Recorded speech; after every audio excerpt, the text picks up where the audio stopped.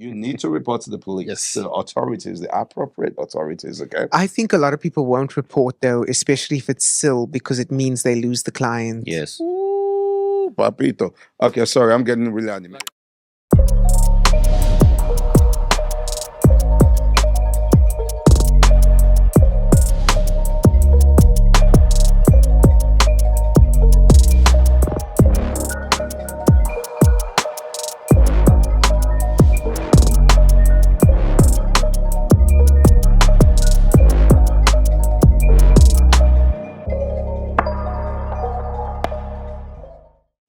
Yeah. And then I get abused. At least you're doing it. Yes, of course. It's the only way I can pay for things. No, it's How do you think I got here?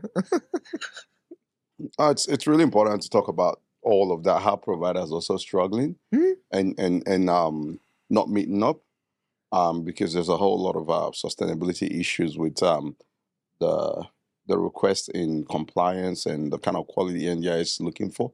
Yeah. And as a provider, to be able to live with yourself, knowing that you're providing to that level, you almost have to, it's almost towing the line of bankruptcy.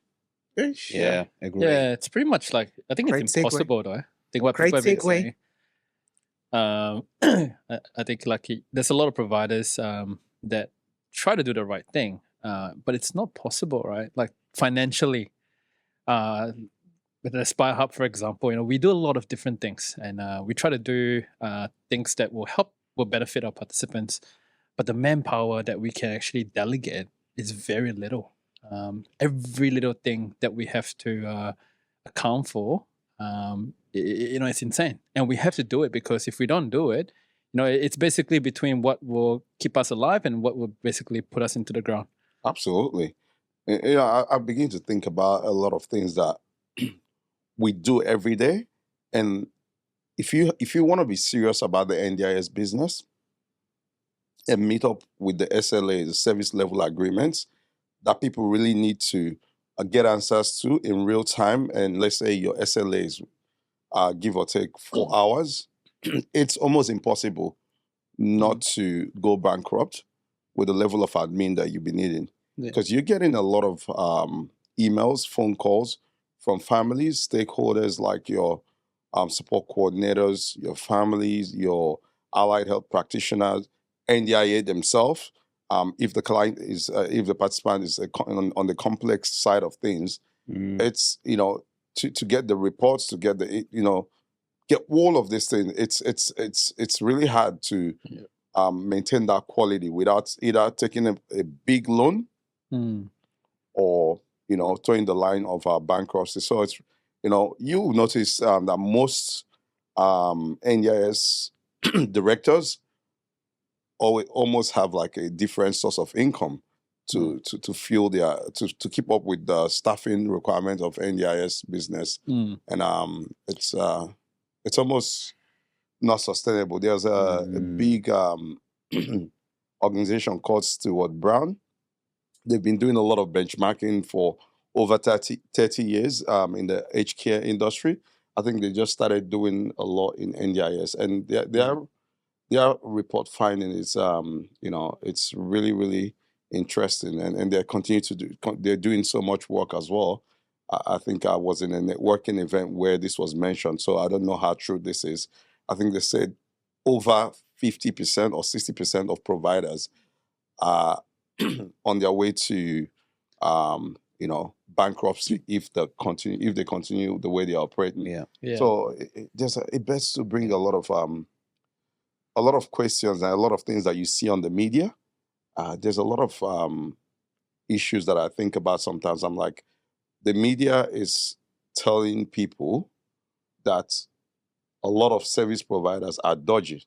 I think the dodgy people are getting more airtime than the people doing the right work. So there's an imbalance in perception of what NDIS is and what the people that are doing the right work is. So there's a whole lot of discussion in this. And look, I, for instance, I know at Anchored Care, we're struggling to actually keep up, with a profit or get things moving properly without always stretching and going into some of Yeah, our backup money and overdrafts. So I'm not sure. I'm just being candid. and you know what though, it's quite interesting you say that, Desire, because the NDIS, I feel like the NDIS has created this problem, if you think about it, because they've introduced independent support workers where they can charge, what's the going rate these days, $60 an hour? Yeah, 60 odd, close to Whereas a provider pays their staff anywhere from 29 to 36 an hour. 40 So an hour 40 even. because of Yeah, yeah. shads as Yeah, well. Yeah. 40 an hour. yeah. Price guide hasn't And kept you know, up with it. we constantly are battling with staff as well, where they apply for the job, even though it says 35 to 40 or whatever it is an hour, but they're attending the interview, they're attending all the inductions, and then they're like, I need to get paid more. I can do this and get, why am I doing this and getting paid 35 when I can go and be my own support worker and earn $60 an hour? So the NDIS has created this problem. But 100%. But at the same time, they have a problem with non-regulated independent workers. So how do you manage that? It's a big problem. It's a big problem because I don't think there's a level playing ground here. You think about the investments that and the compliance requirements that you have to adhere to as a registered provider. You touch on a very good thing that is a big problem right now in the NDIS that I think I don't know how we got here, and I think this is the fault of the design or the fault of the lack of attention to critical matters. And I see these things, and I'll come back to this point. I see these things happening again with all of the NDIS legislation and all of that. They give you a grand idea of this is what's going to happen, but they don't give you final details, or they don't get down to the nitty gritties of how we should operate, or do a proper risk assessment, or even change management to say, okay, we're gonna implement this way, and this is what's going to do a proper gap analysis. What are we actually introducing? What risk and what are we introducing with this sort of design of policy and all of that? But back to that point now. For instance, I'll give you a real-time example. For us to onboard a worker, we obviously use a system. In our case, we use Employment Hero. You're paying top dollars for that, right? Is it okay to mention applications and software names here? Yeah. We're getting real here. Absolutely, yes. Yeah. $8 per worker. So you're it's probably $8 or $10 per worker. $8 to $10, depending on the premium version. Depending on the premium. Anchor Care is doing well, guys. So we pay top dollars for that, right? So you're doing that. You're doing the training. It costs manpower, the onboarding training, the interview time as well, and your insurance is on the line. All of and on top of that, you have to have an LMS, a learning management system. We use a shameless plug to a great company, NGO Training Center. We use NGO Training Center, and you're paying. I'm not sure what we pay for that right now. These things are not cheap, right? You're also giving them training. You're giving them all of this, and someone that just squashes your profit margin, right? You almost run a zero profit margin. But you're forgetting wages. No, I'm not even talking about wages. You're forgetting wages, work cover, induction work time. cover, work Yeah. cover, superannuation, payroll and tax. payroll You have to tax. pay now monthly, on a State monthly tax. basis. You have Come to on, pay. state tax as well. You have to pay payroll tax. You know what though? I think when they switch, changing from payroll tax to being paid a quarter, I think at that point of time to now being monthly. Yeah. It's such a huge impact, right? Yeah. And I think there's a lot of consideration that's not given to, I guess, the wider industries as well. Being in an industry where wage is such a big component of what we do, of our costs, right? And payroll tax is basically one of the biggest costs as well. It For is, us, it now is. having to fork it out monthly, there's a lot of consideration that... Do you know payroll tax is a tax that you are taxed because of the number of employees that you have, isn't it? Mm-hmm. Yeah. And it's also the wages, earnings, the earnings and the wages, the cost, the wages. So this is what I don't understand, and I'm very simple. I'm very basic, right? I always go back to first principles, right? Now, and this might offend some people. You talk about payroll task, right? Now, you tell me that the more I do to help employ people, to take away the slack from the economy, you're going to penalize me for that. Yeah. Meanwhile, someone on the other side is enjoying Netflix at home, right? Is enjoying Netflix at home. Living the life. He's going to tell me all the episodes in different kinds of, Meanwhile, I don't even get the time of the day to watch anything anymore because of the hard work we're putting in. And you're going to take that money that you've taken from us to them, and all of these things. I don't know if you have to include this part of the thing, but I'm just ranting, right? Yeah. So these are some of the challenges. It's a lot, right? And you ask yourself, I feel like as an employer, as an entrepreneur, there's a lot of things that you're balancing. Yep. You hear in your head you need to employ more people because there's a ramp up for quality assurance and compliance. But the government is also driving a wedge up in your waist not to do that with all of these things. Yeah. And you're balancing it. The tension is a bit too much sometimes. And I get that we use this money to increase help the economy, but it's really important for us to encourage employers, because I think employers are really struggling. I know so many businesses that are are calling me every day. Hey, can we merge? Do you wanna take over? People. I'm looking at their books. I'm like, what is going on? And I think I've never had much gray hair like this till I started running a business. And obviously, I enjoy the perks of being a business owner. I think it's a calling, but at the same time, there are ways that we can actually work on some policies to absolutely help and business owners. Absolutely, and it's a lot of people, though, especially in the sector where they come into the sector thinking that it's easy money. They think like, oh yeah, the NDIS is a scheme, so I'm gonna scheme. So they come in, not knowing what they're doing. They don't even know how to look after themselves, let alone look after somebody that needs the support. And 99% of the time, I think that's why they fail, because they don't have their processes. They don't know what to do. I think most people, like a lot of providers that come in at the moment, right? So they come into the mentality that the NDIS is very profitable, right? It is often not the case. If you are trying to create a very profitable NDIS business, it's not really possible at this stage, right? A lot of what the providers are doing are the dodgy stuff, right? Which obviously we'll touch upon later, right? So that could include wages, it could include how they bill and things like that. Or even structuring their businesses. Correct. So, at the end of the day, a lot of these providers are coming in thinking that it's for, for profitability. They're going to regret it later on. You're going to regret it. I'll just hopefully pass on to Trady to comment on this.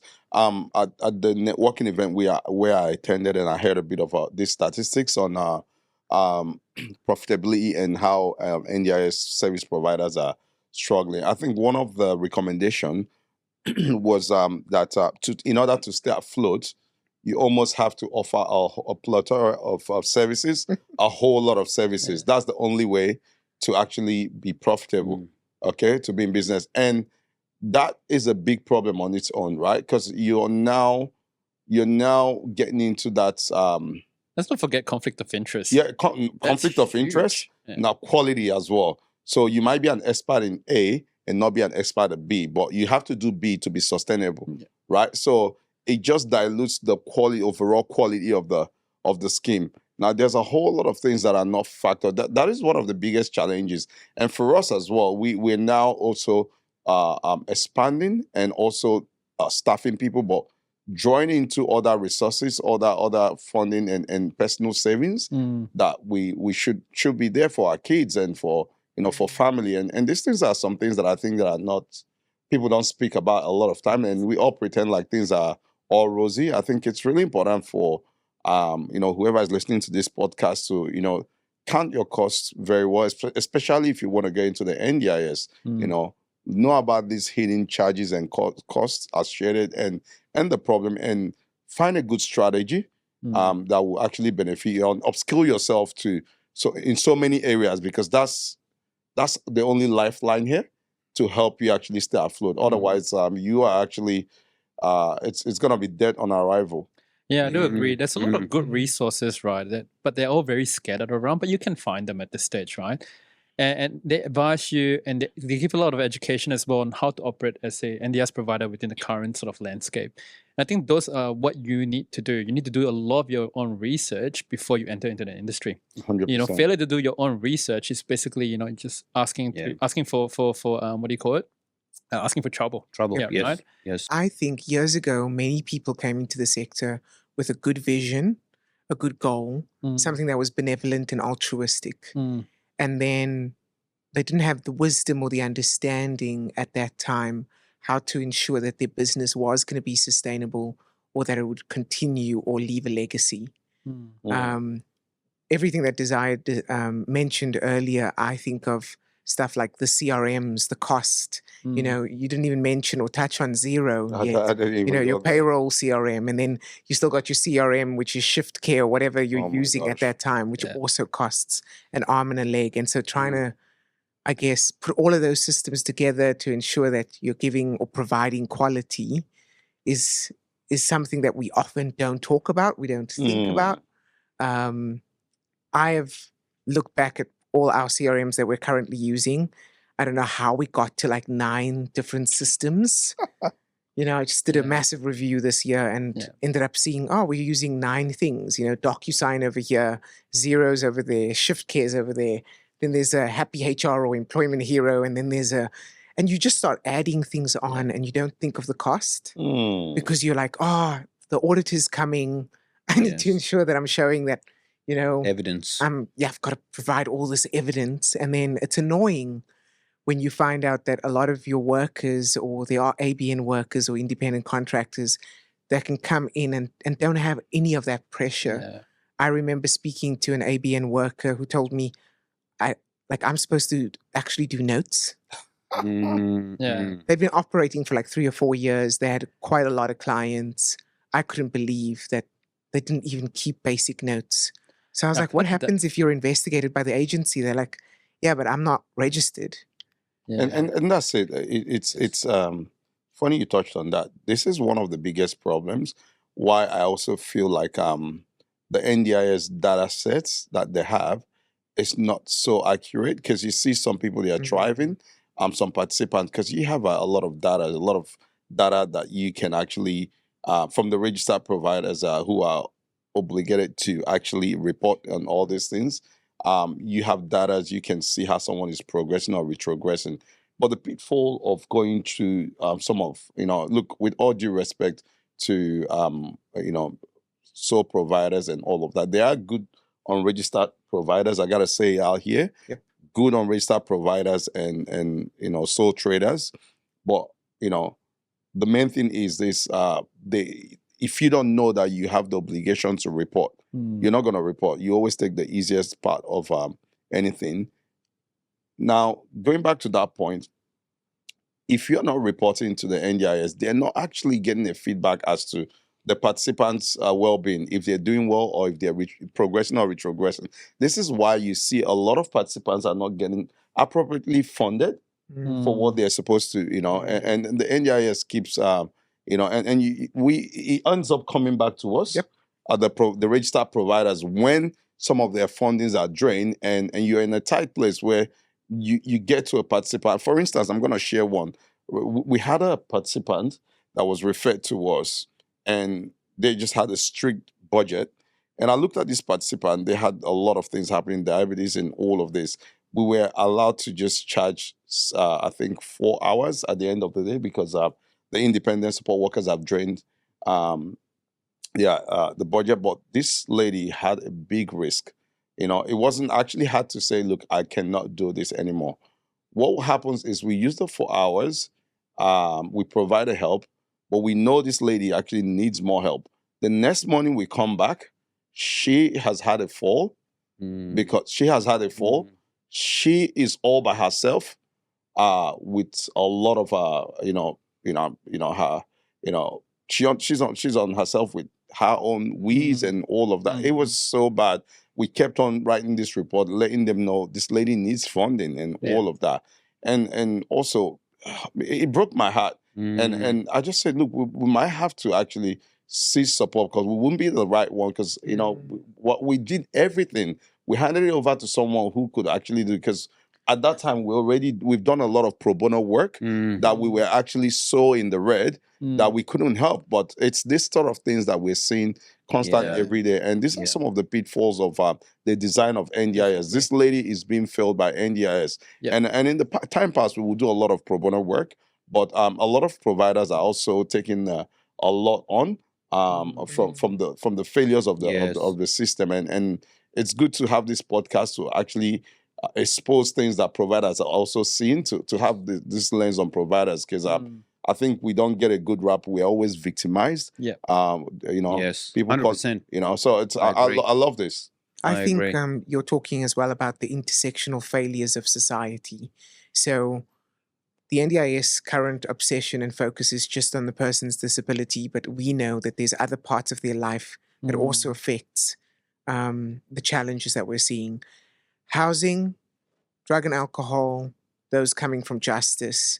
Often we at Chosen Family are seeing participants who have or fall within all those brackets. So here you might have someone who comes from the out-of-home care system, who's been released from custody. When they're released, their Centrelink is already blocked. You know, they need to unblock that. They have no money because they've already used all the funds that they had while they were in custody. How do we think we're setting that person up for success when they can't even have transport back home to their family? Then they don't have accommodation. Then they still need to get themselves sober. And then they still need to navigate the NDIS. By that time, that person has reoffended. Stats in New South Wales show that most of our guys that are released from custody are reoffending within 72 hours. What? And when we have discussions with them, why are you reoffending in 72? They say to us, like, no one's helping us. Well, like, what are they? What did you expect me to do? Right. You know, I've got a child with, I've still got to care for my child. And then I do get my Centrelink, but it doesn't pay for accommodation. It doesn't cover the basic human costs that I need. And then also I have a mouth to feed. Some of our clients in the past have told us, well, listen, my family's back in custody. They're all in jail. At least I have a house. At least I can take the money that I do have and then send that or share it with my family. So I think we're seeing a lot of pressure as well from outside or external factors, like providers I speak to that are still providers. Rentals are so expensive. You put 3 clients in there, you're still at times not even paying the rent. Let alone we still need to look at the hidden costs like Wi-Fi and internet and all those other things you need to do, or electricity or energy. So like, I'm glad you're talking about some of this. This is the stuff that I'm picking up on. There's other factors as well that I don't think, it hasn't been co-designed the way that we're saying, because that's become a buzzword, but I don't think NDIS have truly then looked outside of themselves and actually gone, what are you seeing the challenges are? Let's actually have a proper consultation and let's start fixing those other external factors as well. Because it's very quick for, the commission to place a lot of the responsibility on the providers, right? And what it feels like at the moment is that the providers are getting blamed for everything. Right? A lot of those things that I feel like are not the provider's responsibility. It falls back on the society, it falls back onto the NDIS, not the provider. But what everyone's expectation is, it is very easy to shift the responsibility. And that's what everyone's doing, right? Because I come from Singapore and we call it like Tai Chi. It's where everyone just pushes the responsibility away. So we call it playing Tai Chi. And it's just like, everyone just shifts the responsibility to the provider. It's like, you're the provider. You need to be able to make sure, you need to, what's your favorite buzzword? Duty of care. You need to extend your duty of care to the participant. If you're not doing this... choice and control. You want to go there? Can we do buzzwords? Let's go buzzwords. Are you trauma-informed? Yeah. So, if you're not, if, for example, if a participant doesn't pay for rent, if I tell a spoken, look, I can't sustain, I really can't afford for this person to be in the house. I'm money hungry, This person will be homeless. What are you going to do? Exactly. And it's like, again, as a provider, I can't sustain like this. And you know what's interesting, John? And it's not a once or twice thing, right? Throughout the 4 years that we've been operating. It seems to be a common scenario. Every day. And these comments, where do they come from? Let's get to the root. Support coordinators. Yes. Support coordinators. No, are we shaking some tables? Just going back to what you said earlier. That table right now. I still accept referrals. Just letting you know. Just FYI. But anyway, Hey, just going back to support what John, coordinators, what you said. we love earlier. you, but we're gonna shake some tables. Yes. And look, hey, Not all there of are some you. amazing support Yeah, coordinators out not there. all Right? of Let's you. get that out of the way. Yeah. There are some solid support coordinators where they work in harmony. Yep. Support coordinators, providers, they gel well. They know how we operate. That's We know how they aligned. operate. 100%. However, there are some cowboy support coordinators out there Yeah. where those are the comments they make. That's a duty of care. Because well, they have hang no on a second. understanding. Yeah. It's not my duty. It's not. It's yes, it is. But at the same time, it is also your duty of care to make sure that the participant has the funding that he or she needs. I think we, as providers, are taking on the responsibilities of also informal support, which is the family. Come on. You know, Mhm. I was I, waiting th- for I this. think it's really important for things to, you know, there's a lot of expectations on providers to become providers, provide everything, and also become informal support And family. and family. Pseudo family. Yep. And when you're not, when you feel like, you know, I feel like it's the pressure's just too much. Yeah. You know, I think we need to have support coordinators who are informed and who know their job and know the Yes. boundaries and bounds of our service delivery expectations as providers that can educate people. Say, hey, this is what a provider can do for you, Mm-hmm. and this is what. But They what I'm can't. seeing, this is what we can do as well. What I'm seeing is the lack of education. Yes. You know, there's a lot of things I can talk about here, and you know, I want to also talk about the good things that the NDIS has done in this aspect. But before I go there, I want to also talk about one thing that we're seeing. A lot of referrals that we get, or some referrals that we get, not a lot of, some referrals, a good number, maybe 20%, Mm-hmm. comes with a disclaimer, which I find is an interesting one, especially for someone like me. Now you hear things like, "Oh, please, my participant doesn't want black people, Hey. Samoans, Indians, Hey. or anyone. They only want Asians. Caucasian, Uh-huh. right? Asians. They don't want, you know, No gays. and Let's add that in there. and they say that, you know, they say that to me, and I'm looking at them like, wow, okay. And Okay, hang sometimes- on a sec. So Yeah. who said this to you? Oh, I've got support coordinators. Wow. Yes, support coordinators say that to me. I have that All in the the time. email. I probably have about It's quite 16 interesting. emails sitting in my inbox right now Yeah. with the same requirements that you're describing. Okay, I want to know if it's across the board, because this is a big thing that I'm seeing. Big issue. And support coordinators are not, I don't know. Some good ones will be, hopefully, Mm. because I'm not a support coordinator. I don't know. But I'm seeing this. This is very prevalent, right? Mm. You know, I'm a person of color. Now, not just because I'm a person of color. Now, you look at statistics, right? Mm. The statistics of people that they're demanding are not taking up this job a lot. Yes. And that's a fact. Yep. Right?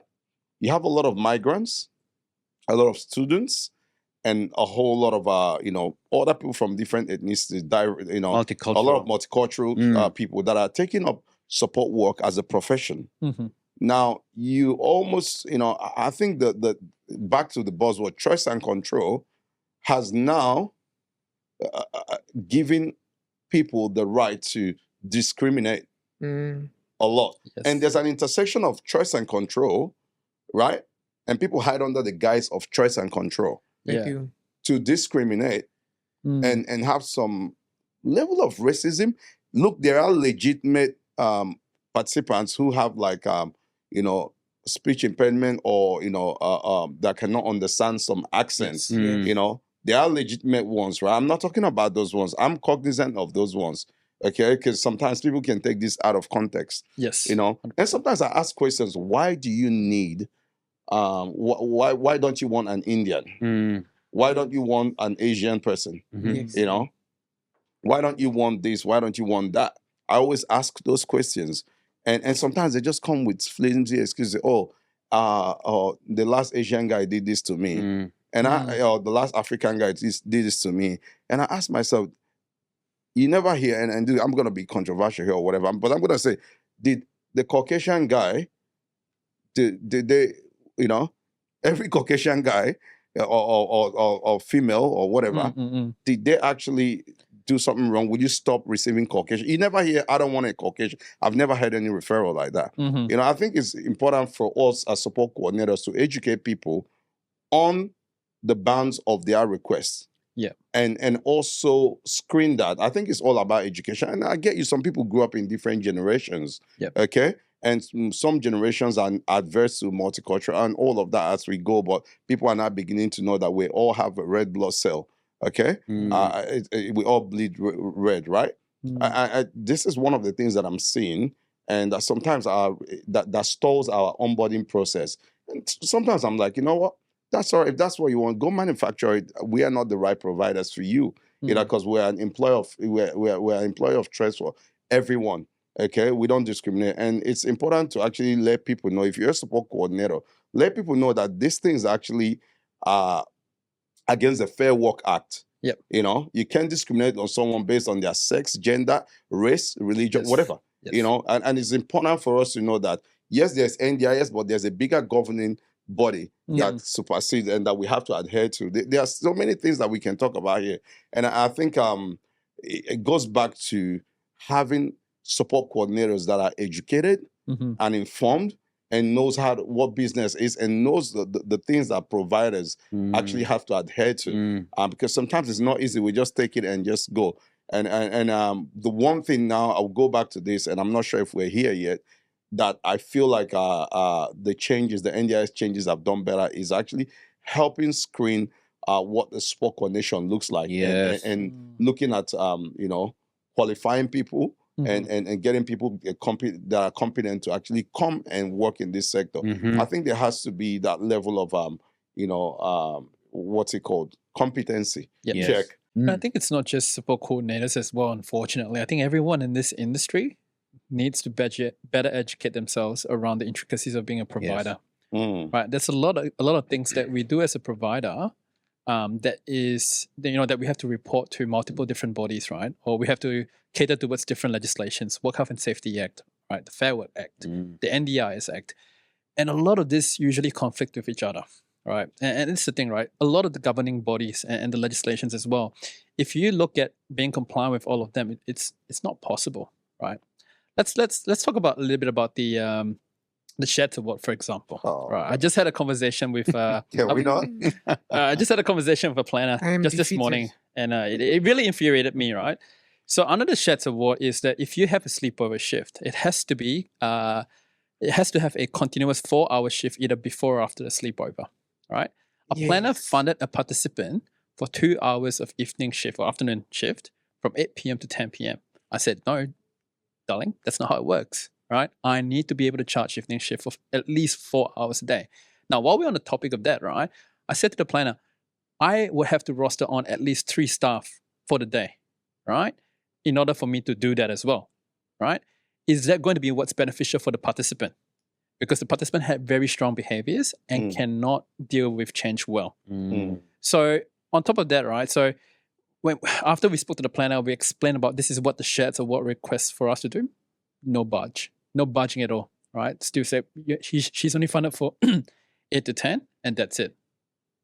And I was like, okay. So I then spoke to the support coordinator and said to the support coordinator, hey, we need to do this because of the Sheds Award, we have to be compliant with that. We are obligated to provide the support worker with another 2 hours a shift. And we then proposed different ways we can deliver the service, right, without sort of impacting us as well. And one of them included sort of like possibly changing of ratios at the point of time because it was a step-down model anyway. So I was like, maybe we just change that ratio a lot sooner. And then the support coordinator asked us, so you're willing to take a loss on this, but you're not willing to take a loss on the evening shift? And I was like, well, no, realistically, I don't want to take a loss on anything. Because again, for me to be sustainable, I can't take a loss on anything. And it's just frustrating. Again, then the responsibility boils back onto me as a provider again to choose which loss am I going to take, right? Support coordinator is not helping me out. Should we actually be in this place in the first place?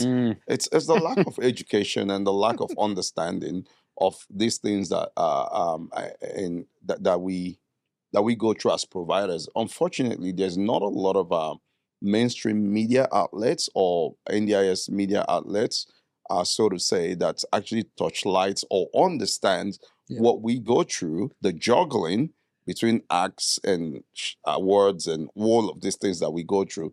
especially rostering. It's a nightmare. And I'll take us back to bring us back to this point. You said something. I'm going to give you a statistics, right? We have, we're at Anchored Care. We're a seal provider. We are not sustainable for rent in any of our Yep. our seal. Mhm. That is a big statement, Mhm. right? We actually are out of pocket rental for all rentals. Yep. When you include Yes. things like the Utilities. the utilities, Yep. So what, furniture, and the also utili- not being a we're not rubbish even house. we're not even talking about furniture. We Beautiful furnish all of our house. Exactly. So I'm not talking about the capex. Yeah. I'm not talking about the capex that Yep. goes into furnishing. I'm talking about now the OPEX, Bills. the bills, Utilities, the utilities, right? We have to cover that yourself. cover this ourselves. Yep. And yet the providers, are being vilified.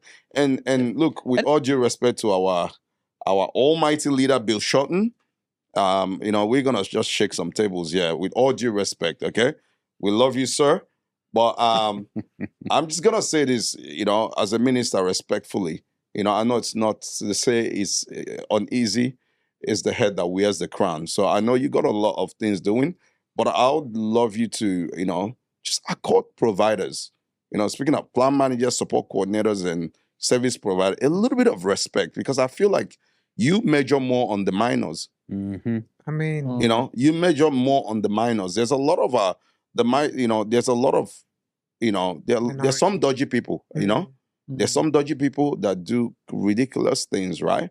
And and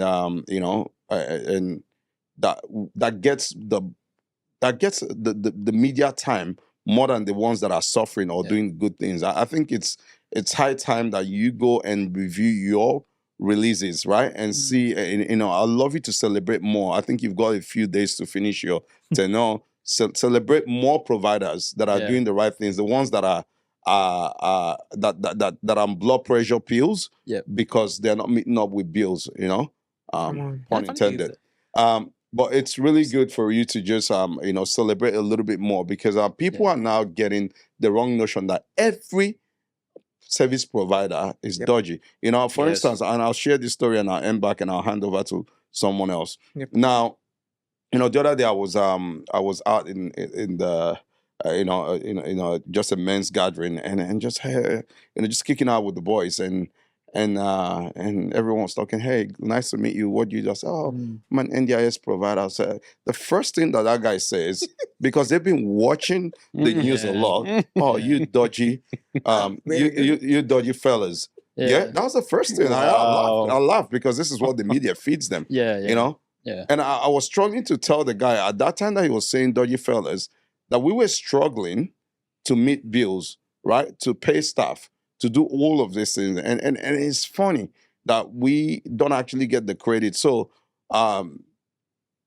Honorable, how do you address him now? Honorable Lecturer? Honorable lecturer or minister? It's Vice Chancellor, isn't it? Vice Chancellor. Yes, I think it's I don't know. I think he's trying. He hasn't gotten to that title yet. So, Honorable Bill Shorten, we love you, we respect you, and we know that leadership is not easy. But this is my open invitation to you to accord us a little bit of respect and care to know what we're going through. I know. And I believe that the NDIS, the intention of NDIS is amazing. Yes. It's beautiful. I don't want to, it's not all bad. And you have done some phenomenal changes that I want to celebrate here. But this is an open invitation from me to you to actually celebrate the hardworking providers a little bit more. Yes. I did the statistics on your page, the statistics on your page, the postings that I saw was more changes, which is good. Now, if you look at the tonality of your postings, they are more negatively geared towards providers vilifying dodgy provider, and there's a lot of fear mongering. For someone paying 150 grand for a ghost rider, the tone You know, can be a lot better. you know, Darling, I used to be a minister. I can write your speeches. It'll be so motivational. But look, at the end of the day, though, we do have beer shot in the tank for actually the implementation of Yeah, NDIS. we do. Without Honor him, and we don't have respect NDIS. absolutely. no, yeah, the previous Absolutely. the Labour government back in the days did that, and no, see, the intention is right. It's just the mechanics and the operations of it, and Yes. and if we can, and I love what Bishotten has done, by the way, lately. Yes. On October 3rd, he brought out, he defined what an NDIS qualified support is. Yes. This should have been done ages ago. The previous government should have done it. The previous government should have done it. So, like I said, there's some amazing things that he's done.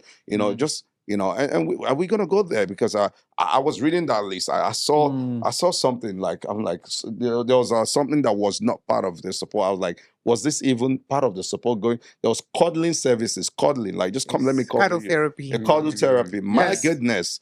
My goodness, I need me a bit of cuddling right now.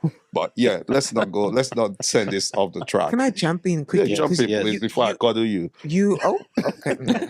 I've got a husband. I'm joking. Just scratch that, please. Head check, come fetch your man. Come on, Jesus. You know what we said about the community. It's bigger than what you think. Please scratch that. Some of them got children, but it's okay. Hang on a sec. Just a disclaimer. They'll Right? come back You to guys daddy. are friends. You guys are We are friends. Just a All right? disclaimer. Just a disclaimer. Put it out He there. is my brother. All right. Okay. Oh, God. Just a disclaimer. Put it out there. Okay. No, listen, there's no dodgy cuddling happening. Desire was talking a lot about education from support coordinators, plan managers, just all of us. I think I would also encourage whoever takes over who's the next NDIS leader. Yes, yeah. I would love for them to also look internally at their own ranks. I have called the NDIS so many times and spoken to them and earnestly wanting to learn and understand something within the legislation, and received 6 different opinions from 6 planners or people within the agency themselves. Often the information is conflicting, and that confuses us as well. I don't think, and I do acknowledge Bill Shorten has said this many times, he does believe that a lot of providers are doing the wrong thing, not intentionally, but because they don't have the education.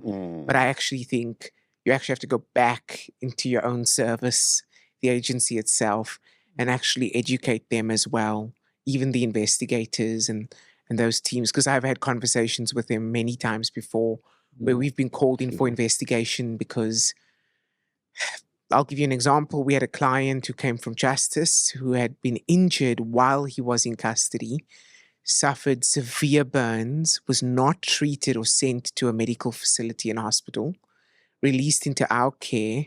He was so badly infected that we had to take him to a hospital. And when we took him to the hospital, they said that they could not release him that night because his burns were so severe. Anyway, this client had challenges mentally and had called the NDIS and somehow made some form of a complaint that we were not going to fetch him at 1 o'clock in the morning when he was trying to call us to come and fetch him and place him into a cell. There's just so much complexity to the situation. Anyway, they released him. The hospital finally released him and called us and left us a voicemail. And the agency... At 1 a.m. Yeah, at 1 a.m., right? Wow. And my phone was off, of course. So I got the voicemail in the morning. We rushed over there. We tried to assist him. We took him back to the accommodation. But the agency had called me 7 months later. He was no longer in my service. He was back in custody again. And when the agency contacted us, I said, okay, I'll give you all the information I have. They said, yeah, well, we're here to investigate you guys because you're not providing duty of care to your clients, especially the specific client. And I had to end up spending 30 minutes educating the investigator on the fact that once someone's in the care of the hospital and the medical system, That is it's out of our hands. I can't claim and send workers there to be with that person because then it would be fraudulent. It took probably about a good 20 minutes for that person to finally understand what I was saying to them and then to finally close down that investigation. But the fact that the investigator themselves needed to confirm with whoever their team leader was shows that there was missing education there. Mm-hmm. And their tone was not the best. The emails were not great. It didn't give me confidence that we were working together. It felt like it was an us versus them. It was very hostile, very like it felt like they had made up their minds that we were dodgy instead of coming to us and going, hey, from your side, what's taken place here with this transition from custody to the hospital? And I just wish that goes for coordinators, anyone in the system, that when you are dealing with a provider, work alongside us. Often we want to help. We want to extend ourselves and our services. You'd actually find that the transitions, the referrals, whatever the process is much simpler if you work with us instead of interrogating us. I think it's amazing what you said, Trady, because that reminded me we received a notification from the Commission 2 days ago for a reportable incident that we submitted 12 months ago. And we don't even have this client anymore. You see what I mean? So that gap alone, tells us how far behind they are. Mm-hmm. Or how much they care. And you know what? That's right. That opens up another can of worms because, we're jumping quite a fair bit because we were talking about provider viability. But, while we're on that topic, right, with regards to that particular reportable incident, the NDIS Commission is now strengthening in numbers, right? Because they want to increase the enforcement, which I do agree with because 100%. no point having legislations if you don't enforce it. But from this reportable incident, it was quite a serious one that we've reported, and the employees were terminated as per our Processes. procedures. And what has then happened was, we realized that this same team of workers are still working with the client with a different provider. Oh, wow. Right? And we actually notified the other provider and nothing was done. The provider did not listen to it, right? And it was shocking. Should we name names? No. I wouldn't go there just yet. Kidding. No, I'm not just yet, kidding. not yet. We got, Hey, I felt man, my soul, we got- my body. but- we're going to sorry. survive this podcast. But I mean, Oh, you! I felt bad. I was like, just let me finish that, right? Right? Shaking tables.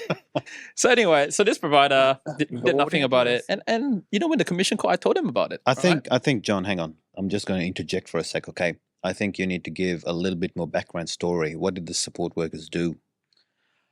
Look, I don't want to talk too much into it as well, but it's to do with neglect. Okay, if you don't, Okay. I will. It's just neglect. It is neglect. You're Yes. right, and it's also fraud, Yes. financial fraud to the client. Wow. So I got a story after. Do you elaborate? 'Cause our listeners- absolutely. Our listeners I'll- wanna yes, know. absolutely. And you And know we what? can learn from this as well. That's right. So this particular client was a 2-to-1 support. Yeah. So this particular client even had 2 support workers for a sleepover. One sleepover, one awake shift. Okay. So, we discovered that even though the client was a 2-to-1, she was only receiving 1-to-1 support. However, the second staff would still submit their rosters and pretend that they were on shift. So this has been going on for what, like maybe 3-4 months? Yeah, 3-4 months. 3-4 months until, there was a few things that came up and we started investigating. Yeah, there was very serious breach in professional boundaries as well. So they were getting the participant to go to their family gatherings for dinner and things like that. Oh, do we want to talk about professional boundaries? Yeah, well, again, we're opening yeah, a can of give worms, us right? a Because this story. can go on for Hang on quite a a long second, Desire. time. This is going to get better. And- This is just the start. And worse, but going better. out for lunches, barbecues, and things like that. So they were spending a lot of time with their own family, right? And just getting her to tag along. So for clarity's sake, right, these support workers Yep. were taking the participant, the NDIS participant, To their to families. their own personal family Yes. gatherings. Yes. Okay? Yes. Without Not notifying not us. the participant's No. family. Yeah. I think it's important for Yeah. that clarity. And without notifying us at all. So, if not for the checks and balances that we did post, obviously what has happened, we would have never known. Right? And not only that, at the point of time as well is there was a lot of occasions where they were trying to coerce other staff into joining their Group. little arrangement or their group, right? And that's where also we had reports from that said staff as well to say that, look. So when you say arrangement or recruitment group, Like, were they gearing up to go independent or something? So what they were doing No, just was keep it hush hush. Correct. Yeah, was keep it hush hush. Oh, So we okay. continue this arrangement where it's only one support worker. The other support worker would just go home and do whatever they do. They will only have one sleepover and little things like that, right? And so the support workers report to us that this is what was happening as well. So obviously we lapped them up and we said, look, we are going to investigate this matter because it's obviously a very serious matter. And we tested them as well. And when we actually went to look for ourselves, and this was very early in the morning, there was only one staff on shift. So we confronted them, and instead of obviously aiding with the investigation, the entire team resigned, right? And a couple of weeks later, or a few months later, I found out that they were working for another provider at the point of time. And I was shocked. I was like, okay, well, you know what? You do you. Not your problem. That's pretty much what it is. And then until I found out that this same client that we were working with was going to this provider as well. And that's where hang on, slow down because you're too fast right here. So what I'm hearing you say is when you confront them, when you worked out this scheme and all of this, now they're like, okay, bad news, we've been found out, we're out of here. Yep. They resigned Yep. and went to this certain provider. Yes. Right? And afterward, this provider that, let's back up a little bit. This cohort of dodgy support workers Yep. that have been rotting the system, Yep. abusing this client financially, Yep. and negating his needs and not really providing the appropriate support. You mean the syndicate? The syndicate, Mhm. Oh, we're throwing names here. I forgot what we got a lawyer here. Syndicate. Oh my goodness. I'm so basic, okay? It's a big word for me. Now, this whole support workers took that abused this guy, left to another company, and this participant is about to go to the abusers under the auspices of this provider. This is the Correct. product Yes. of Wow. breaching professional boundary, right? So when you breach that boundary, you obviously created a relationship that goes beyond what a support worker and a participant would be. Ooh, that is So what they did was when they went to the other provider, they kept in contact, right? So Yes, they did. yeah, they kept. So hang on a sec. So this so when this group of employees resigned, obviously this individual with a disability he escalated behaviors and got incarcerated. So while he was in incarceration, these group of people would go and visit him at The prison. facility.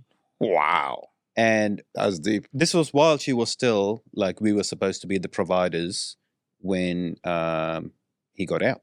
Come on, Queensland. So anyway, we get the email from the Office of the Public Guardian to say that they've decided to make a move and transition providers from this provider to that provider. And this group of staff are now employed with that provider.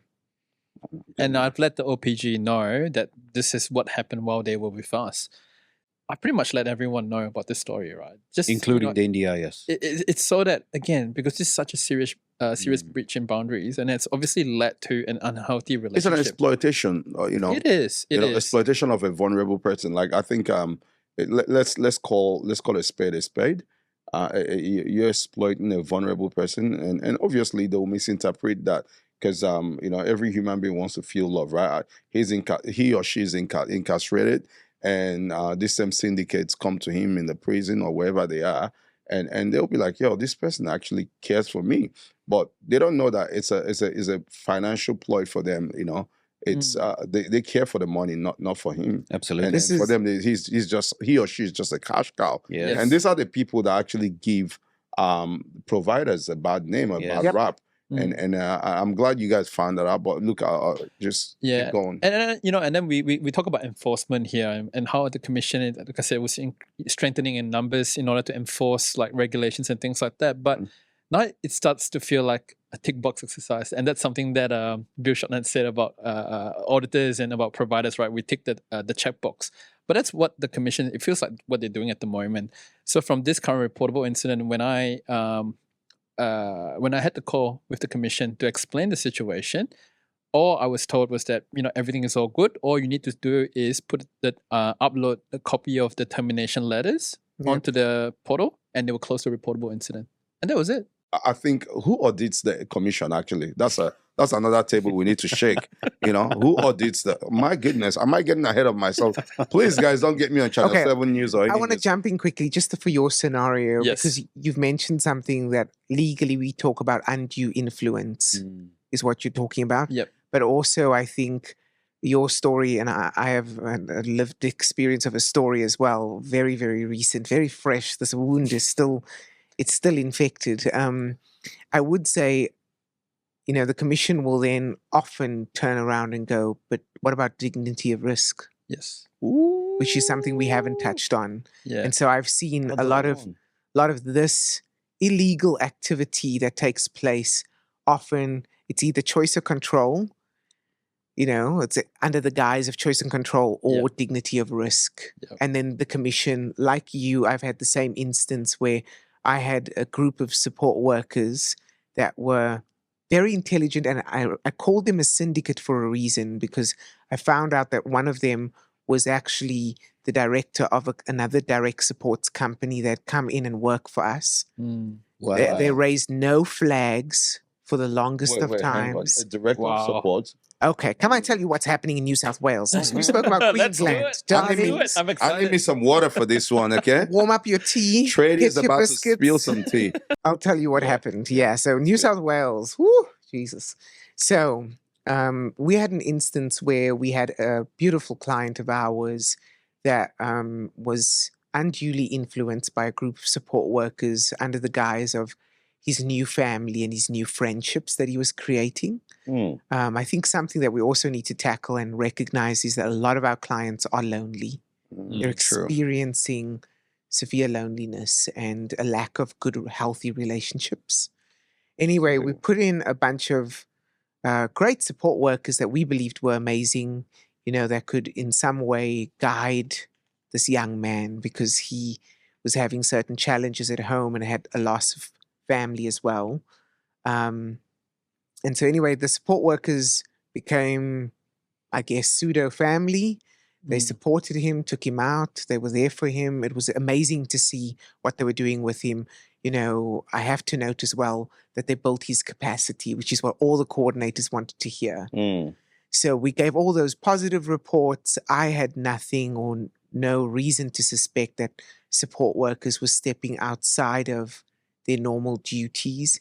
Yes, there were small little things that came up, but I was sitting there going, in the normal day-to-day of support work, I can see how a conversation like that could come up, or how they could support him with something a little extra. Do you know what I mean? Yeah. I'm sure a lot of providers right now are sitting there going, yeah, I can see this happening in my organization as well. Anyway, cut a long story short, eventually this client just left our facility. No notice, nothing. We became extremely concerned. Eventually, we had to go to the police. We had to lodge and state that he's now a missing person. Went back and forth with the coordinator at that time, and then found out via conversations with many people that one of the support workers' wives had registered an NDIS support company. Classic. And when I did further digging into her, found out that she also owned a plan management company. What? And then found out that she was also the registered support coordinator for that company.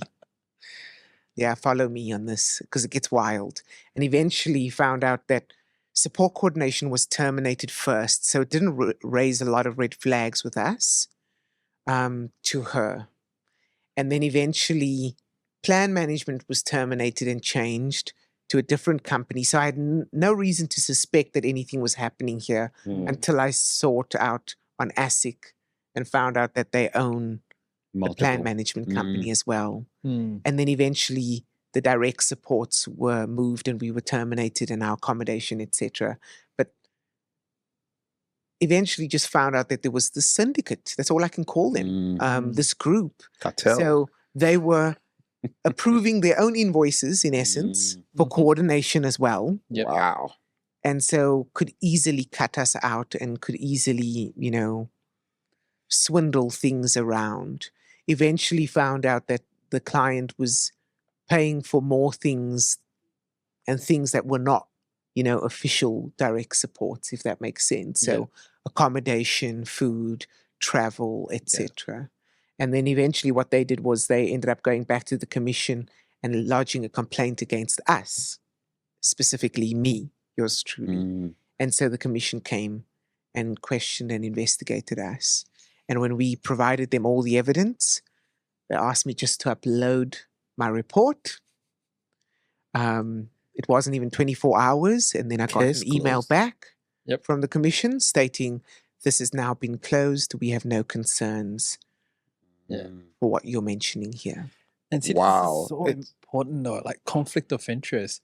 Support coordination and provider and plan management needs to be three separate entities. I just don't know why it's taken so long for this to happen. There's a lot of fundamental issues. I did make a joke before that who audits the commission, and you guys laugh. Because I'm with you, to be honest with you. Yeah, I'm with you. Who audits the? There's a lot of things, right? Are we not ticking the boxes? And it's really important for us to hear that because Bill Shorten used our leader, fearless leader, Bill Shorten. He used the word just ticking the boxes, right? Mm-hmm. And I feel like, funny enough, we can flip that script to say we feel that some of the investigation are not really investigation, and it's just about quality control. These guys, what sort of training are they actually getting? Because people who come to investigate you sometimes, you just have to be objective and have open minds to start with. The tone of the investigation sometimes matters. You already feel like you're a criminal because they're probably sipping their own Kool-Aid, of the media that they're putting out there. Everyone is dodgy, Sorry, I get a bit animated when I'm saying these things, So I think. Oh, don't worry, we haven't noticed. At all. I think it's really good that we actually, we have professionals working in those places to start with. Yeah. Because as a provider, you feel sometimes that you're under attack. You're getting vilified by the families, you're getting vilified by the support coordinators, you're getting vilified by your own minister and the commission and all of that. I think you guys need to also, and this is now, the bigger problem I see is how do we ensure, support workers actually keeping to professional boundaries. There's a fine line between professional boundaries and maybe what you call capacity building support. There's a fine line there. Now, there's a bigger question. I'll probably drop this here and we can go to it or we don't go to it. There's an intersection that I don't know if any of you has hit in your service provision game. There's an intersection where this whole thing converges. Dignity of risk, duty of care, and choice and control.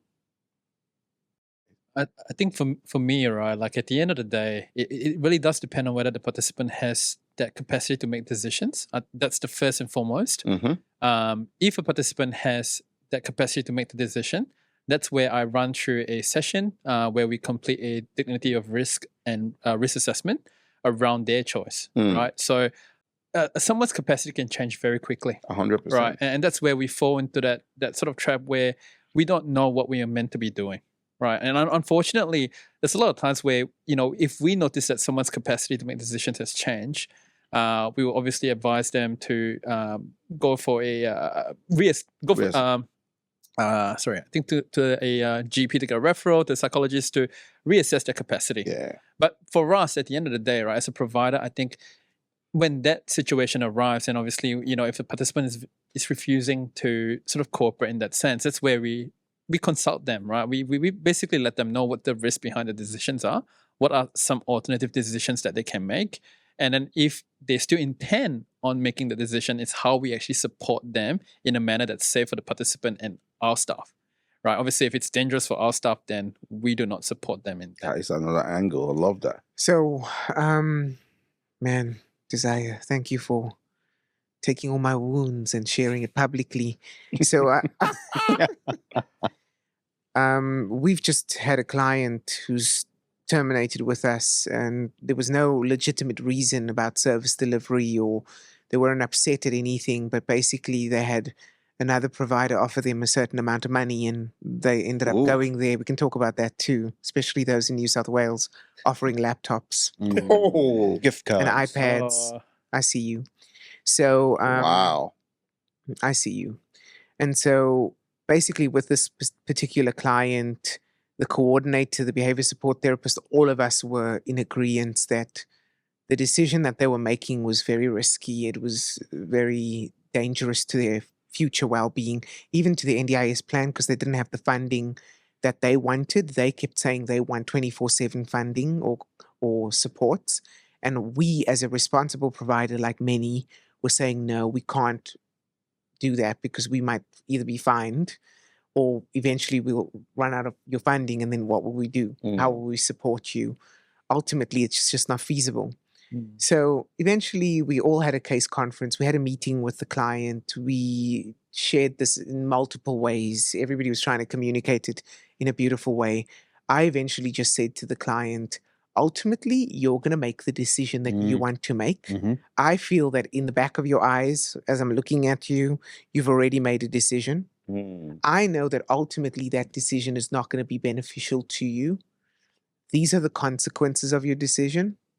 And ultimately, I need to release you into the world and allow you, because control. yeah, and that to me is choice Dignity and of control. free. Yes. That is it. Not influencing in any Correct. way, not Yes. pressurizing, not getting a team together to try to, maneuver something or frame it in a way that, benefits all of us. And it was Yes. difficult for all of us. Often with choice and control, I feel like there's a lot of pain attached to it because you've built relationship with family, you've spent all this time doing some of that benevolent work that you don't get paid for, and you have to watch this client make the wrong decision, and the natural consequence is that they may be hurt in future. I pray that they don't. Yeah. I'm not wishing ill on anyone, but we had to basically sit back, and I informed the commission. I just sent an email saying, this person has transitioned out of our care. Yep. I know that you guys don't care, but if you ever think of investigating me in future,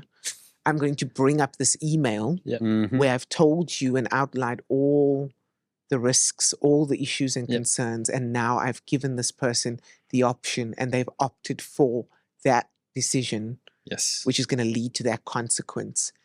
So you can't come back to me and say that I overclaimed or I oversupport or I tried to do undue influence, all that nonsense. Like none of that can come up because I have been in the right and I've consulted a team. Yes. And this person has decided to go this way, which is the dodgy way. Often they don't have a transition plan. Yeah. We see you. So it's just those are the types of things that raise flags. That's how I deal with that intersection. That gray area there, I've done everything I'm meant to. Yes. I've asked them to have an interview with me to tell me what we could have improved. Another tick box. Thanks, Commission. So I've had the exit interview like an employee with the client and asked them what they wanted to share with us. And sometimes they opt not to. Can I ask you a question? And we have seen this happen in different cases. You've got a participant, they are their own decision makers. Yes. Okay. They love to use a lot of recreational drugs or even more harder substances. And you've got a support worker and you say, hey, mate, look, this is not the way. And, you've tried to raise this up with the support coordinator. And, they've tried to offer him help. And this thing is impacting them in an adverse way. Yep. And they continue to do these things, right? And there's an intersection there where you have also your social your obligations. Do you and there are nefarious activities, even like with things like borderline. You're not sure if they're dealing as well, and all of that. We see all sorts, right? We see all sorts. You do your advice, you do all your how do you handle those sort of situations? Because these things happen every day, right? I don't know if you guys help out participants with the justice system and all of that. Yep. You're trying to help them, not to reoffend or end up in the justice system. Yep. And sometimes human beings are creatures of habits. They go back to their old ways, and you see that this is not the right path. You're supporting them, and also you have your own obligations not to put your workers in harm's place. So Yes. sometimes you have to excuse yourself. Yes. Right? Yep. You have to excuse, because sometimes you're like, yeah, support worker, you want me to do this capacity building, but if this guy is engaging in illegal activity, we need to remove ourselves. Yes. Right? You see how there's a dignity of risk there. There's a choice and control. They've And chosen, then there's workers' comp. and there's workers' compensation. And there's a whole lot. This thing can get really complex. And if you're a new provider, these are some things that you need to think about as well and choose. There are many parts of this NDIS service provision that you can choose not to do and do as well. And just understand the complexities of the work that we're doing. Sometimes you're expected to report some things to the police. Sometimes you're not expected to. Sometimes, where and all of that. Look, if it's illegal, if it's criminal, if it's happening on your property. If it's happening on your property, you need to report to the police, Yes. to the authorities, the appropriate authorities, okay? I think a lot of people won't report, though, especially if it's SIL, because it means they lose the client. Yes. Ooh, papito. Okay, sorry, I'm getting really animated. Let's go back to You're right. It has happened to us, right? Like, we do have participants that that are obviously consuming drugs and things like that, and we strongly discourage. So all of our houses are alcohol and drug free. the house rules, yeah. Yeah. And when it comes down to drugs, we The way you said it. He said it so deflated. They are the house rules. No, those things sales. you need to you need to have have to those. establish You have need to to have establish those, that. right? To be firm. And if you're a new And- steel provider, you you keep don't on. have them. You don't have them, and you don't specifically put there no drugs, no alcohol on the property. And if you want to, or whatever, I'm not sure. Please always review and Be You're a new specific. sole provider and you what don't the have funny thing those. is though, We're ready right? to come fetch your clients. Like, You know. if you don't put it in there, it's not the participant that challenges you sometimes. It's a support coordinator that As a support challenges you. coordinator. And I'm like, mate, are you for real? Do you say if you put it in there, you don't put it in there? I've been challenged in different in different regards to that, even the alcohol side, right? Yeah. It's a gray area. It's a gray area. Like you feel like it's their property kind of. Yeah. And it's a gray area that no one has taken time to define. There's a lot of gray areas in NDIS, so you can, you can obey some rules and in some, and you can disobey some rules. That's a gray area, and some a school of thought would say, look, the gentleman or lady can, boost themselves to, to stupor or whatever. Yep. You can allow that. Some will say, look, it's your property. You have the right to enforce whatever. But where do you not take out choice and control for them? Where do you take out that dignity of risk? You see what I'm saying? We're going back to that topic: dignity of risk, choice and control, and duty of care. Yeah. So if you say yes, they drink so much and they get drunk and they get sick and all of that. Where do you get in trouble? If you say no, there's a body of work like, oh, it's their human rights. You're taking up. So the work of a provider is really caught up for them. It's an interesting one, but I want to hear Professor John's experience and his Prof, I didn't know you were and prof. his Dr. John. I think with regards to dignity of risk, right, obviously participant has the right to determine certain risks for themselves or all the decisions that they make. But likewise with providers, you have a risk tolerance. As Sam Rosenbaum always says, as a provider, you need to determine Hi, Sam.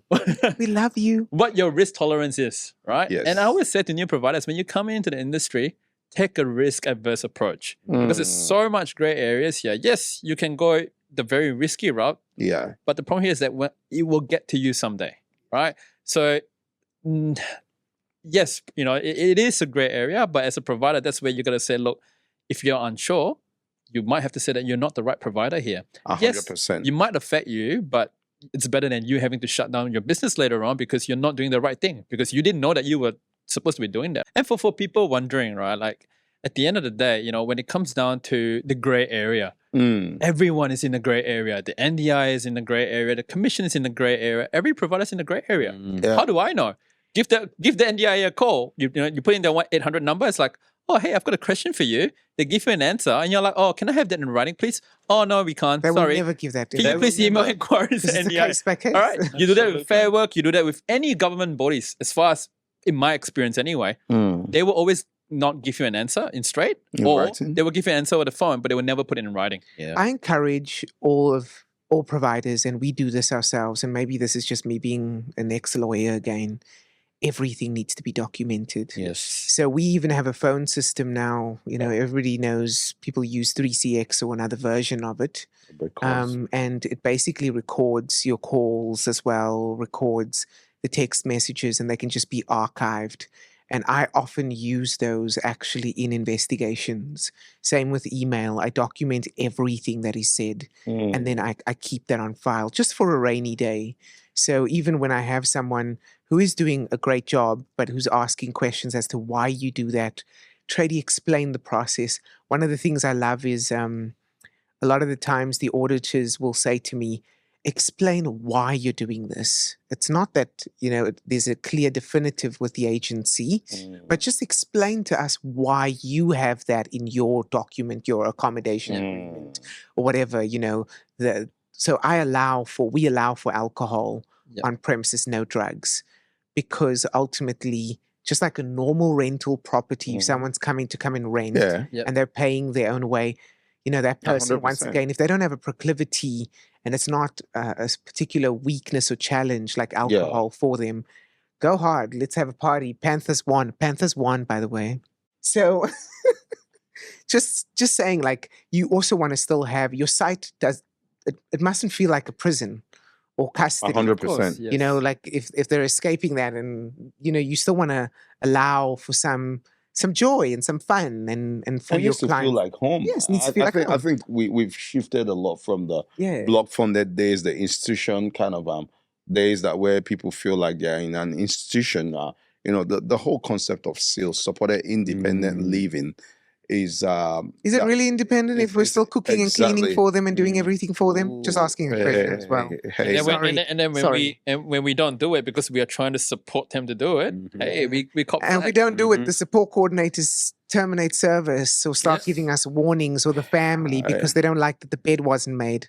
It's a tough gig, but it's the also bedroom were messy when we visited. Because they're so kitchen messy. was dirty when we visited. And then there's photos attached as well. there should be a peak body, and I'm sure there are peak bodies that actually helps to demystify some of these mysteries and gray areas. That could have it for another episode. I'm waiting for someone to start running for the next. That is minister. actually for providers, because I feel like Yeah. the design was designed somehow without the correct input of providers. You need to think about when NDIS was designed. I don't know, and I don't know. They probably did a co-design and all of that, but we've evolved so much. I think there's the thing has already gone far. We need to actually stop and have a feedback where, and I think that's part of the things that Bishop is trying to do. I think we should do more of it, where you get a lot of feedback from providers. What are you experiencing? Yeah. What are the gray areas? A more agile approach will work well here. And I think with the NDIS, because it's such a big scheme, right? Yeah. And at that point of time, NDIS was very much needed, even before it was introduced. Yeah. I think the problem here was that, when it comes down to making improvements, and, they always come to us providers about continuous improvement, they need to do that. And they need to do that a lot quicker. A more agile approach, right? Like if we talk about, the IT space, it's more like having those sprints, getting community feedback, Did I hear you say IT space? Do you want to talk about pace? Oh, sorry. It's just it's a swear word here, right? It's a swear word. We don't talk about pace. Oh, my God. We will talk about it later on, maybe. Oh my goodness. But It's yeah, on the list. it's very strange that for me, that NDIS, it's such a big scheme that change management, as you talked before, is not being done correctly, At all. right? And if we look at what's been introduced so far, when you talk about the bill, when you talk about some, a few of the different things that the NDIS has introduced, it's like, where is the communication? Who is actually managing this whole entire change? It's lost in what we call transitional period, Exactly. whatever that means. And see, this is where then there is no education, because Someone's education trans, is right? part of change management. 100%. The lack of education in this industry it's It's left shocking. providers, right, really scrambling for some sort of leadership, and I think we need to or actually have educators who know what they're doing, and community engagement people that are there for providers. I know you have them. I've been to some networking meetings, but I think we need more. And sometimes some of those guys are clueless, with all due respect. Yes. Ask them, oh, how can you? They're like, oh, we'll get back to you. Get back to you is a code for, man, I'm out of here. Oh, I don't have the answer. I don't have the answer. 5 minutes later, all you see on LinkedIn is open to work. A few moments later. Sorry, man. Look, but it's really important for us to be guided, and we have a central repository or some sort of body, knowledge bank that we can have some of these things. And we, NDIS, if I was the minister, this is what I'll do. This is how I'll pick what I can do. I told you there's a pitch. This is what I'll do. I will have a dedicated website that is a two-way communication. That's like, what are you experiencing? I know live, because NDIS is still evolving, right? Yep. A live feedback website dedicated to providers. Shut for up, my questions and service. answers. Providers need answers. Yes. And we get 6 or 7, depends on how long you ask, different answers, and please reply to our emails, like put it in emails. We need that sort of back-to-back channel where we can have two-way communication. Look, it's not easy. NDIS and the commission, I feel like you guys have your work cut out for you. And let's talk about the positive, actually. Yeah. I think this is very, it's been, there's a lot of, there's been a lot of, disadvantages here. Can we just go to the positive? Absolutely. I think there are some things that the NDIS has finally done well. And I'll start I think the biggest thing here is, it's quite interesting when you go onto, social media like Facebook and stuff like that. There's a lot of participants and support coordinators and families, they've got something to say. They're always moaning and carrying on about the NDIS. Oh, I didn't get funding so I can go buy my aircon. Oh, I didn't get funding so I can go on my 2024 cruise. But, quite recently I visited the Middle East, as you all know. But they don't even have a scheme. There are people with disabilities on the street. There are people with disabilities hidden at home because they're ashamed to take them out. They're ashamed to, there is nothing there for them. So, but when you look at the grand scheme of things, we are in a country that actually has a scheme. We have a scheme. Yes, it's not perfect. Yeah. Okay, it's far from perfect. 100%. And, it seems like we are on the right track to making it somewhat perfect. But we have a scheme. And I think, this message is for everyone out there. It's just be happy with what you have. Yeah. If you have X amount of funding for the year, utilize it, and just... And just quickly, I'm going to go off topic a little bit, because I think this is one thing that I really wanted to touch on in this podcast, right? There was a social media post that I read not too long ago. And it was about a family questioning about the charges of a seal, right? So their son was, I believe, was a 1 to 2, and the weekly charges was 6 or 7 grand along those lines. And people were jumping up, like they were posting in there. It's like, are they, they're such a ripoff. They're charging so much per week. What are they delivering?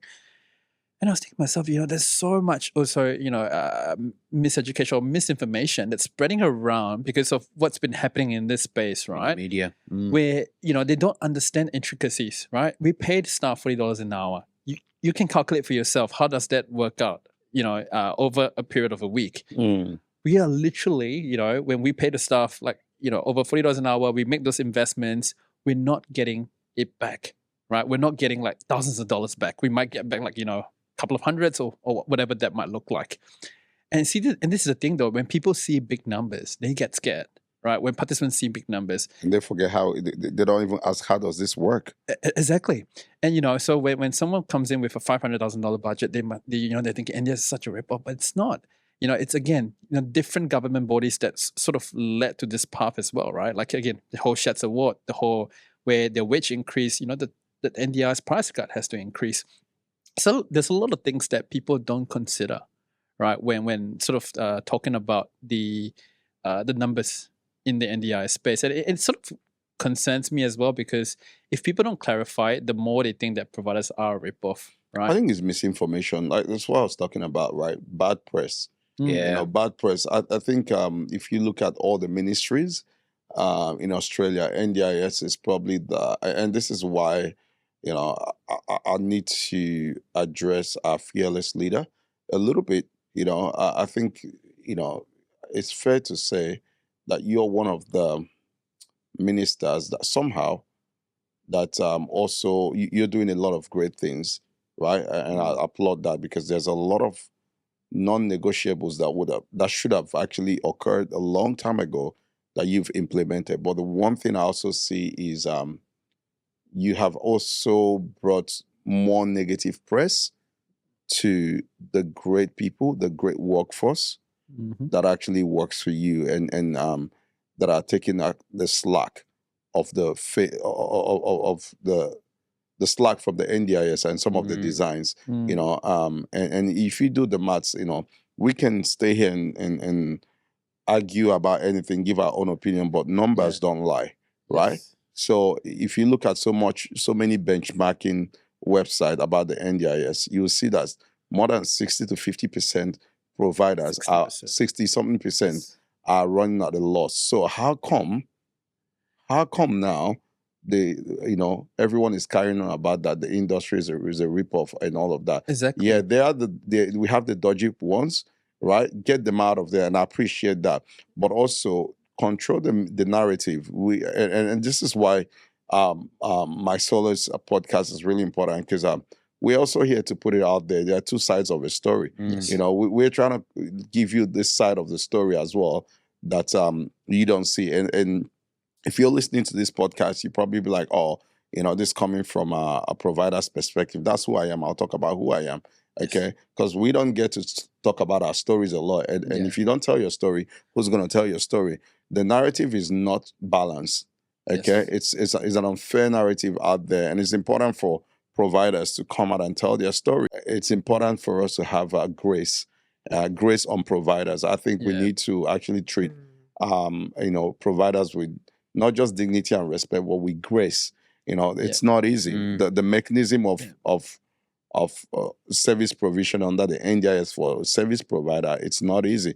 A lot of providers are paying extra electricity bill, gas bills, maintenance, and all of that, because the disability support pension doesn't cover for a lot of things and cannot actually pay sometimes more than 280, 270. So providers are taking out the slack. So from a rental place, think about this whole thing holistically. But this is the thing. Most of the clouds on social media don't even know these things, don't even know what seal is. Well, and that is across the board, right? 100%. Social media and everything. And there was recently an article that talked about the the top 1,000 providers that's claiming from the NDIS at the moment. In a purpose to vilify providers as usual. That's also. But there was a bit of information in there which obviously speaks to your statistics around over 60% of providers actually not making anything. And out of the top 5 providers, I believe there was only one provider that was actually turning a profit, and this is the top 5, right? I want to know who that is. You're claiming over. I'll send you the link. You're claiming over hundreds of millions of dollars a year, but yet you can't make anything. And you know how scary that is, right? Because when you're at that scale already, any cost could tip that over, and you're not making just a 10 or 20 grand loss. You're making losses by the millions of dollars. Millions of, I see, when I look at our P&L, profit and loss, right? I see a lot of money come. I see equal money. Just, it balances out. Yes. But now we're actually like this, right? Yep. And because we're doing a lot of pro bono work, right? Yep. Because it depends. There are different kinds of business people as well, right? You're the ones that are like, I'm a pro social justice, help out. Sometimes we get a lot.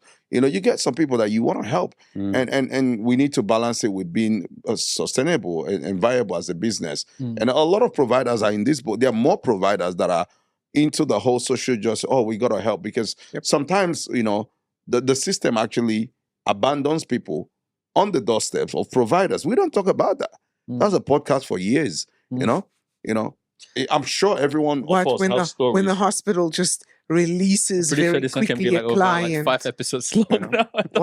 When a hospital releases a client without any proper funding. All right. Yeah, we should take a break. We'll let Trady finish what he's saying. Yeah, and then no, we'll I was just giving the cheeky example of when hospitals just quickly release clients and then providers quickly have to rush because the coordinators filled out the referral form at 5:45 on a Friday afternoon, and you're expected to quickly get a house ready and everything.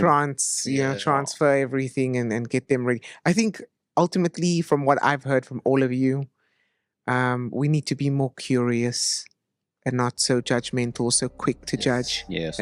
Just curiosity is actually going to lead us into a better place. Asking more questions. Literally, self-learning. You know what I always tell providers, and and even people, in my team, I said to them, don't wait for me to give you that training. There's resources out there. Self-learning. Yeah. Self-learning is key. Can we take a break? But you know what though, Google? Not a lot of people have the capacity to do that. Yes. All right. The desire. That's it. Or the desire. Let's take a break.